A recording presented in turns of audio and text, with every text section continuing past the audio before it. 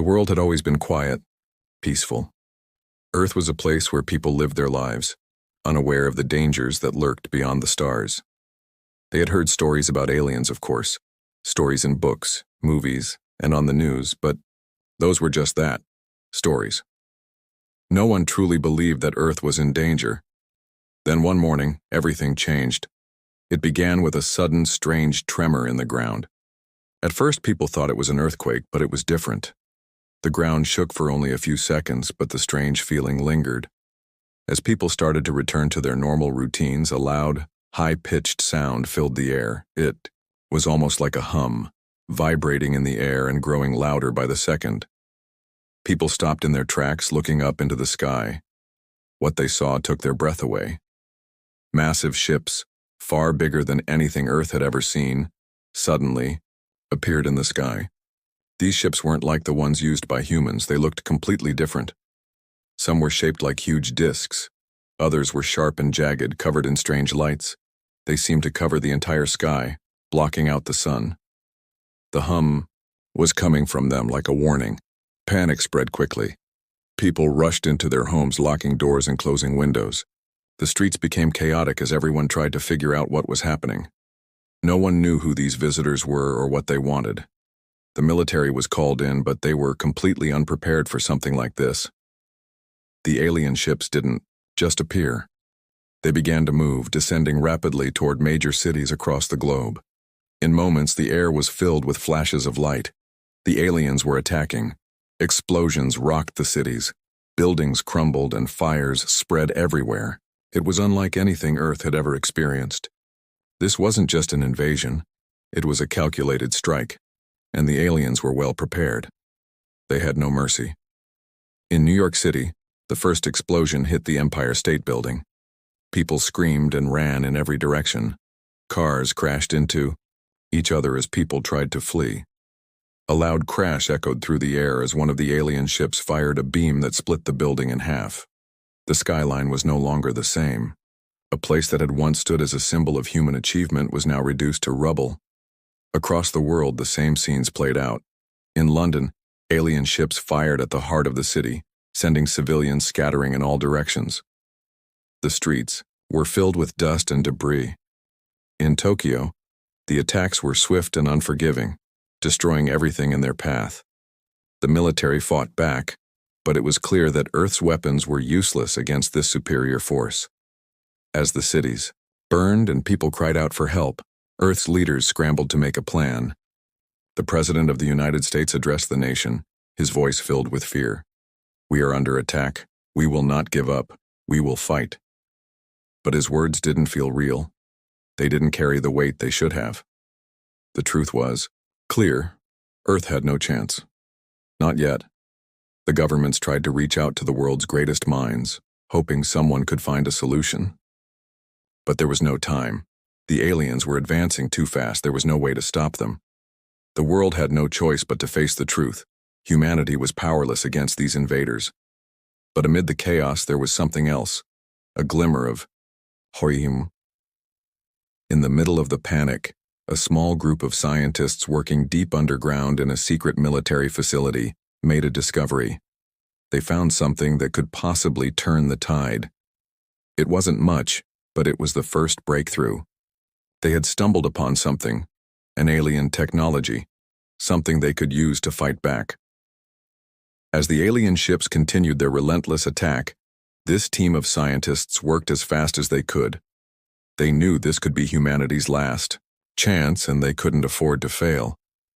Back in the streets, people were beginning to realize that survival was no longer just about escaping the chaos. It was about understanding the enemy. The world's nations had to work together, not just to protect their homes, but to find a way to survive. The next few hours would decide everything. Would Earth be able to fight back? Or was this the beginning of the end? The fear was overwhelming, but deep down, something else began to rise. A determination. Earth wasn't ready to fall, not without a fight. As Earth fought for survival, far across the galaxy, the most powerful and influential beings in the universe were watching in stunned silence. The Galaxy Council, an assembly of the most advanced species in the cosmos, had been monitoring Earth for centuries. At first, they had dismissed the planet as a primitive world, too small and insignificant to concern themselves with. The humans were no threat. They were nothing more than a curiosity, a species developing slowly but surely. But now everything had changed. The invasion of Earth was no random act of aggression. It was a calculated move, part of a larger, more dangerous game. The Galaxy Council was used to dealing with threats, but this was different. The sheer speed and efficiency of the attack were unlike anything they had seen before. Earth's military stood no chance, and that was just the beginning. A special emergency session of the Galaxy Council was called, and all eyes turned to the vast council chamber, a grand hall suspended in space. The representatives of dozens of different species gathered, creatures of unimaginable forms, from beings of pure energy to massive mechanical giants. The air hummed with tension. Among them sat a human delegate, an Earth ambassador who had once represented the planet in minor discussions, now nervously standing at the center of the debate. "This is a disaster," the human ambassador said, voice trembling. "We have to intervene. We can't just let Earth be destroyed." The council members exchanged uncertain glances. For centuries, they had kept their distance, believing that Earth had no place in galactic politics. It was only when the humans discovered space travel that they had been given a token place among the Galactic Council members. The human race was still considered too primitive to be taken seriously. Now that same race was under attack. "What do we know about these invaders?" asked Lord Xyrix, the insectoid leader from a distant planet. His voice, low and throaty, sent a chill through the room. "Are they from within our territory, or are they outsiders?" "Unknown," replied Cathar, the alien intelligence from the cybernetic planet of Helthor. "Their ships bear no markings we recognize. Their weapons are unlike anything we've encountered. They appear to be a rogue force, perhaps even an entirely new species." "What's their goal?" asked Queen Alara of the Elenari, a tall, glowing being of light. Her voice carried authority, but there was fear in her eyes. "Why Earth?" "Their reasons are unclear," the human ambassador continued, "but they have launched a full-scale attack. The entire planet is under siege. If they succeed, Earth could be lost forever." The tension in the room thickened. No one spoke for a long time. The council members, each with their own agendas, were now faced with an uncomfortable truth. If Earth fell, it wouldn't just be the loss of one insignificant planet. It could have consequences far beyond their understanding. The balance of power in the galaxy could shift dramatically. Lord Xyrix broke the silence. "We cannot afford to intervene directly. The Treaty of Galacris forbids interference in planetary conflicts unless they threaten the galaxy's balance. And Earth is not yet an equal member in the galactic community. We do not owe them our protection. But we cannot simply stand by and watch them fall." The human ambassador's voice broke as he spoke. "If we don't help them, the consequences could ripple throughout the galaxy. If these invaders are as dangerous as they seem, Earth might be the first of many planets to fall. How many of us will be next?" The room fell silent again. The weight of the decision was heavy. Should they risk breaking galactic law to help Earth, or should they turn their backs and leave humanity to fend for itself? After what felt like an eternity, Cathar spoke again. "Perhaps we do not need to intervene directly, but we can offer assistance. Our technology, our knowledge, it could help them fight back. We are not bound by the treaty to offer resources, but we are not forbidden to give them knowledge." Queen Alara nodded in agreement. "We can help them without breaking the treaty.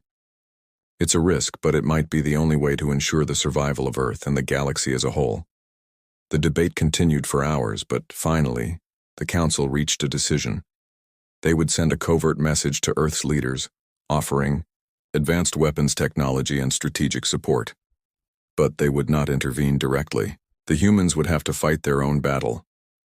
As the session came to a close, the council members began to file out, their minds heavy with the knowledge that they had made a dangerous choice. Earth's fate now rested in the hands of a species that had once been considered nothing more than a curiosity. And as the council dispersed, they all knew one thing for certain: the galaxy would never be the same again.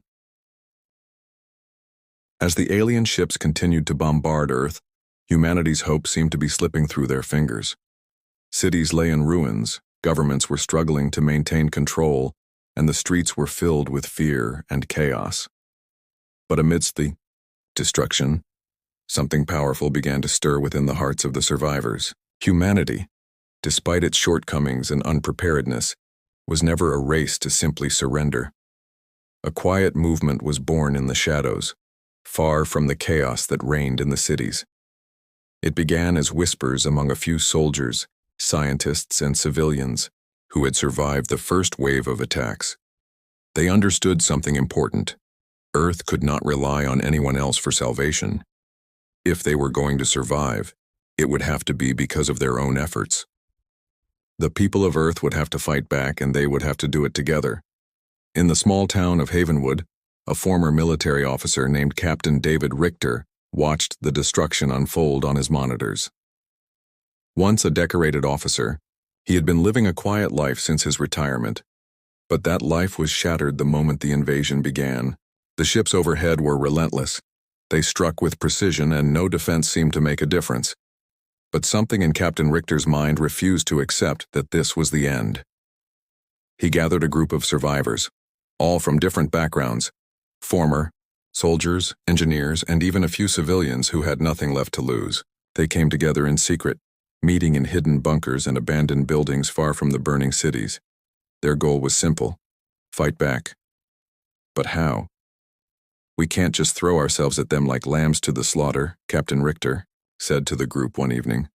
"We need a plan. We need to understand what we're up against." One of the engineers, a young woman named Dr. Maya Lee, spoke up. "We've managed to study some of the wreckage from the downed alien ships. There are technologies we don't fully understand, but there are clues. If we can reverse engineer even a fraction of their technology, we might be able to turn the tide." The group nodded in agreement. There was no time to waste. The first step was to gather more data, more wreckage, and more resources. The risk was great, but the alternative was worse. If they failed, Earth would be lost. If they succeeded, they might have a fighting chance. As the resistance grew, they began to face another challenge: convincing the rest of Earth to join them. The world was divided. Governments were crumbling, and many people were simply trying to survive. Others still refused to believe that the invaders were as dangerous as they seemed. They clung to the hope that the military would somehow manage to fight them off, that they could go back to their normal lives. But as more cities fell, and the alien forces advanced, the truth became undeniable. The world had no choice but to fight back. Across the globe, more pockets of resistance began to form. Soldiers who had once fought for their countries now fought for survival. Scientists who had been working on medical breakthroughs now used their knowledge to build weapons. Even ordinary civilians became part of the war effort, each person contributing in whatever way they could. Some took up arms, while others worked in secret laboratories, building the tools needed to survive. In the heart of the resistance, Captain Richter and Dr. Lee were working around the clock, studying the alien technology. They had managed to piece together a small portion of an alien weapon, a sleek black device that pulsed with strange energy. It was unlike anything humanity had ever seen. At first, it appeared to be a weapon of mass destruction, but as they studied it, they realized it could be something more, a tool that could help them turn the invaders' own technology against them. "We're close," Dr. Lee said, her voice steady despite the weight of their task. "I believe we can make this work, but we need more time." Time was something they didn't have. The alien forces were advancing faster than anyone had anticipated. Cities that had once been safe zones were now under attack. But Captain Richter had a plan. A dangerous, high-risk mission to infiltrate one of the alien ships and gather more information about their central command. If they could understand the invaders' leadership structure, they might be able to strike at the heart of the invasion. With a small team of resistance fighters, Captain Richter set out on the most dangerous mission of his life. The team moved through the rubble of once thriving cities, avoiding alien patrols and the ever-watchful eyes of the invaders. Their goal was simple: reach the alien ship, gain access to its systems, and return with crucial information.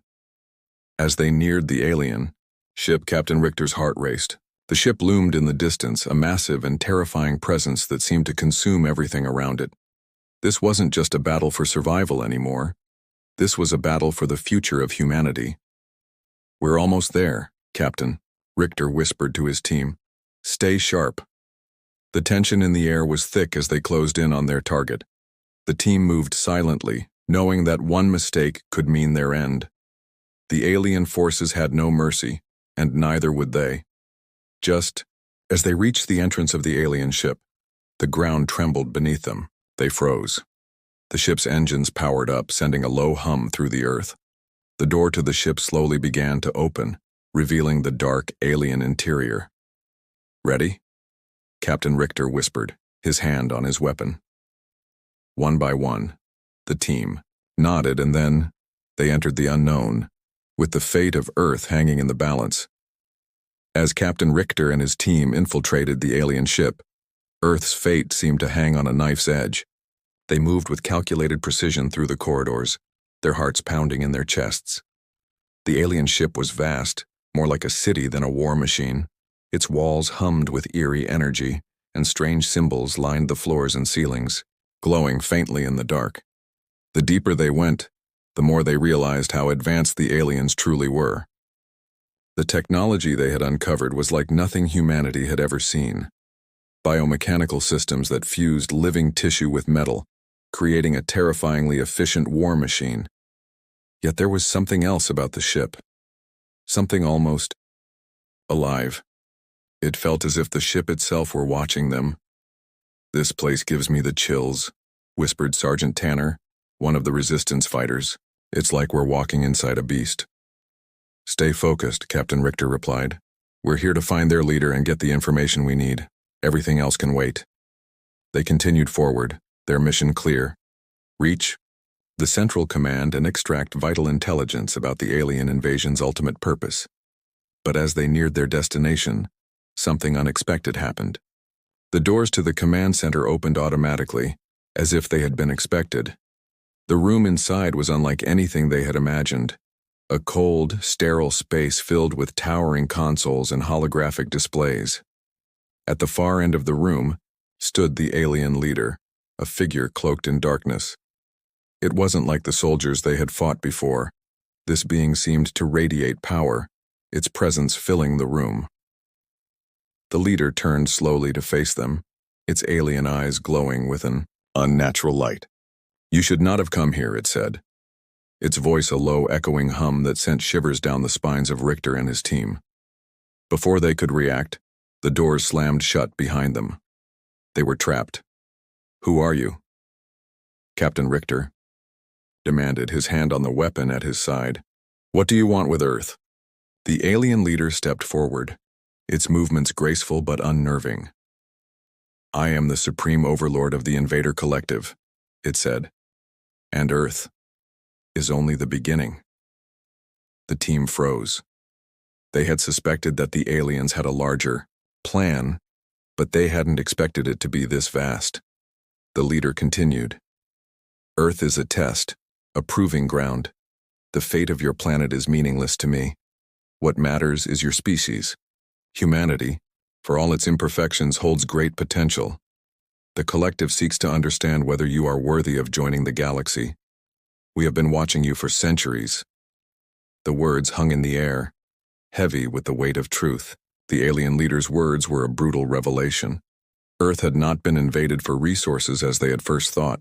It had been invaded because the aliens were testing humanity.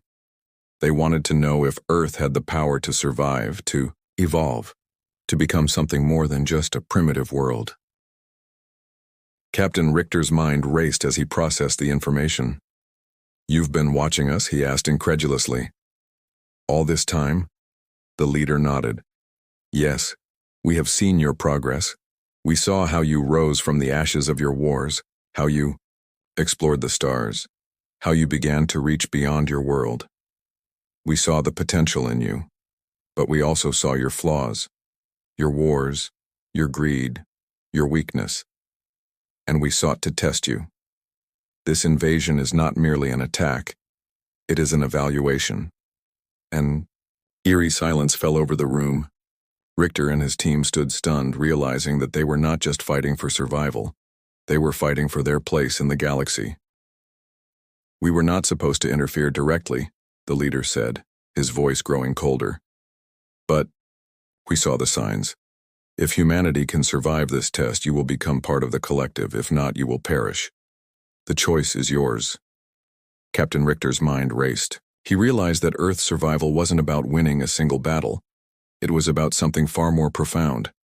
Earth had to prove it was worthy of the galaxy. But how could they do that? How could a species that had barely escaped its own self-destructive past prove it was ready to stand with the stars? Your tests are cruel, Richter said, his voice hard. And we will not bend to them. Earth will fight back, and we will survive. The alien leader's expression remained unreadable. We shall see. The test is already in motion. The fate of your species lies in your hands. Without another word, the leader turned and vanished into the shadows, leaving Captain Richter and his team standing in stunned silence. The doors opened again, and they were free to leave. But their mission had just become more complicated than they ever imagined. The truth was clear. This invasion was just the beginning. The aliens were not just testing Earth, they were testing humanity's place in the universe. And if they failed, it wouldn't just be Earth that would fall. It would be humanity's future in the galaxy itself. The days following their encounter with the alien leader were some of the darkest humanity had ever faced. The truth had shaken Captain Richter and his team to their core.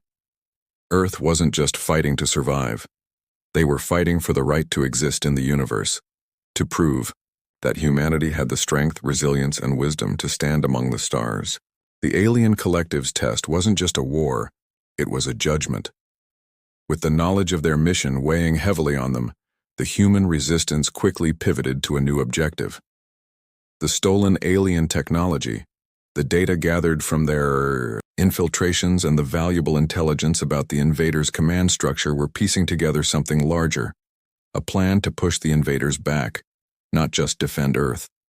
They had to prove humanity could fight back intelligently, adapt, and turn the tide in their favor. Captain Richter knew that the key to winning this war wasn't in brute strength. It was in strategy. And that strategy began with one final daring operation: the destruction of the Central Command ship, the heart of the invasion force. Everything we've learned, everything we've fought for, comes down to this, Richter said, addressing his team. We destroy their command ship and the invasion crumbles. The collective's test is based on our ability to outthink them, to survive and adapt. We don't have the numbers to win in open combat, but we can do what they never expected: hit them where it hurts. Dr. Maya Lee, who had spent countless sleepless nights working with the alien technology, nodded. We have a way to breach their defenses. I've reverse-engineered the power core of one of their ships. If we can plant it inside their central command vessel, it'll destabilize their entire fleet's communication and navigation systems. It'll be a gamble, but it's our only shot. It was a dangerous plan, but it was the only one that gave Earth a fighting chance. With the coordinates locked in, the small resistance fleet, a mix of scavenged human ships and alien technology, prepared to launch their final assault. As the fleet of resistance ships ascended into the skies, Earth's atmosphere burned with the fires of battle. The alien invaders' forces seemed endless, their ships multiplying like a storm cloud in the sky. Yet, despite the overwhelming odds, there was something different in the air. The people of Earth weren't just running anymore. They were fighting back. A planet united by a common goal. The final battle for Earth began with the hum of engines and the roar of laser fire as resistance ships clashed with alien forces. The air was filled with the sounds of warfare, the screams of ships tearing through the sky and the explosive thuds of weapons that could shatter entire cities. The once peaceful world had become a battlefield. Captain Richter led the charge into the heart of the alien armada. As they neared the command ship, the sky split open with energy blasts. The aliens fought with everything they had, but the human fleet was relentless. They had learned from their mistakes, adapted to the alien technology, and were using it against them. It was no longer just about numbers, it was about intelligence, speed, and the will to survive. "Hold steady," Captain Richter shouted, into his comms as their ship swerved and dodged incoming fire. "We're almost there. Prepare to breach the command ship's hull." The resistance forces were now just a breath away from their target. The command ship loomed ahead, massive, dark, and imposing, but as they closed in, they could see it, the alien ship's weak spot. It was there, exposed and vulnerable, a flaw in their otherwise perfect design, and it was their ticket to victory. "We've got one shot at this," Dr. Lee said, her voice calm despite the chaos. "Activate the power core, now." The moment she gave the command, a brilliant blue light erupted from the core, surging through the air like lightning. The alien ships, as if sensing the threat, began to retreat, but it was too late. The core detonated within the heart of the command ship, sending shockwaves through the entire fleet. For a brief moment, everything seemed to freeze. The blast illuminated the sky, and the silence that followed was deafening. The alien fleet faltered, communication lines went dark, and the resistance ships pushed forward, using the confusion to their advantage. Then, the chaos erupted once more. As the alien ships scrambled to recover, the human fleet continued to press forward. The damage had been done. The central command ship was crippled, its control over the invasion force shattered. The aliens were no longer coordinated. They were lost in disarray, unable to communicate with each other. The resistance pressed on, each strike against the invaders feeling like a victory, not just for Earth, but for humanity's place in the universe. And as the alien forces crumbled, Captain Richter allowed himself a moment of disbelief. Earth was winning. Humanity was not only surviving, it was proving itself worthy of the galaxy. But the battle wasn't over. As the final alien ships began to retreat, the Supreme Overlord, who had orchestrated the invasion, broadcasted one last message. "You think this is over? You think you've won?" The voice boomed through the comms, full of disdain. "You have merely passed the first test. The galaxy is watching, and we will return. Do not think this is the end. It is only the beginning." Captain Richter looked to the stars as the alien ships disappeared into the distance, the message lingering in his mind. The Supreme Overlord was right. This was only the beginning. But for now, Earth had won. And humanity had proven that it would not be defeated, not by the invaders and not by anything in the galaxy.